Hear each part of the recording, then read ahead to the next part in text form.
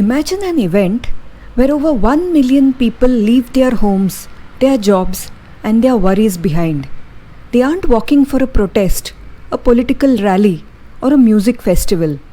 They are walking to meet a friend, a divine friend who has been waiting for them, standing on a brick, arms on the hips, for over 800 years. This is the Pandharpur Wari, a 700-year-old pilgrimage through the heart of Maharashtra, India, that defies modern logic. For 21 days, across 250 kilometers of heat and sudden heavy monsoons, this massive river of humanity moves on foot. No invitations are sent, no entry fees are charged, and there is no central management company. Yet, it operates with the precision of a Swiss watch. Whether you are a Gen Z digital nomad seeking mindfulness, or an executive trapped in a corporate maze, or a devout elder, this journey holds a mirror to what it truly means to be human. This year, the Sant Tukaram Maharaj Palki will depart from Dehu on 7th July, and Sant Dnyaneshwar Maharaj Palki will depart from Alandi on 8th July. Today, let's step into the rhythm of the Wari. To understand the power of the Wari, we have to travel back to the 13th century. Back then, society was fractured by rigid caste systems and complex rituals. God was locked behind temple walls, accessible only to a select few. But then came a revolution, not fought with swords, but with poetry, music, and unconditional love. The Bhakti movement.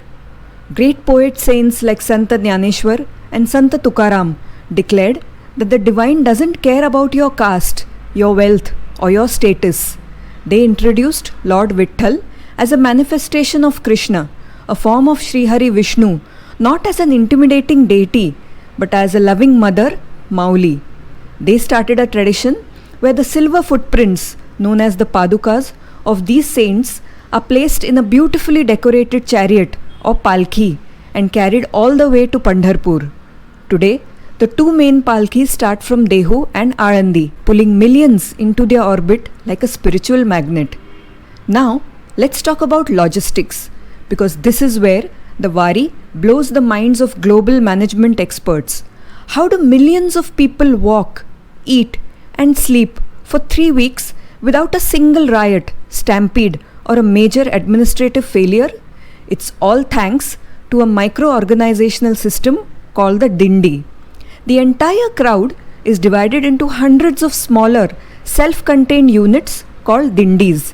Each Dindi has an assigned number, its own designated truck carrying tents and luggage, its own volunteer cooking team, and even its own basic medical coordinators. And the hospitality along the route, it's unparalleled. Villages along the path view these walking pilgrims not as outsiders, but as Lord Vitthal himself entering their homes. They offer food, shelter, and medical care out of pure seva, selfless service. On this road, the ego completely dies.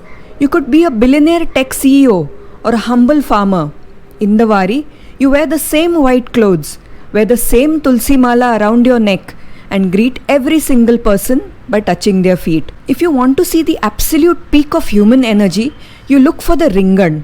At specific stops along the journey, a massive crowd forms a perfect, colossal human circle in an open field. The air is filled with excitement. All eyes fixate on one thing, a beautifully caparisoned unmounted horse. It is believed to carry the invisible spirit of the saints. The energy is so electric, so fiercely beautiful, that it has transcended national borders. In recent decades, the Wari has become a global phenomenon. Each year, hundreds of spiritual seekers, researchers, and cultural enthusiasts from Western countries, the US, UK, Germany, Japan, fly to Maharashtra. They don't just stand on the sidelines to watch. They wear dhotis, saris, pick up symbols, put on the tulsi mala, and walk the entire 250 kilometers right alongside the locals. Why? Because in a modern world, deeply isolated by screens and individualistic lifestyles, the Wari offers something rare, an absolute, undeniable experience of profound, collective unity. On the eve of Ashadhi Ekadashi, This massive river of people finally reaches its spiritual ocean, Pandharpur. Exhausted, blistered, but filled with a euphoria that words cannot describe, they take a holy dip in the Chandrabhaga river. They have reached their destination. They have come to see their Vithumauli. The Pandharpur Wari isn't just an annual event, it's a living reminder that no matter how fast our world changes, the greatest journey we will ever take is the one that brings us closer together.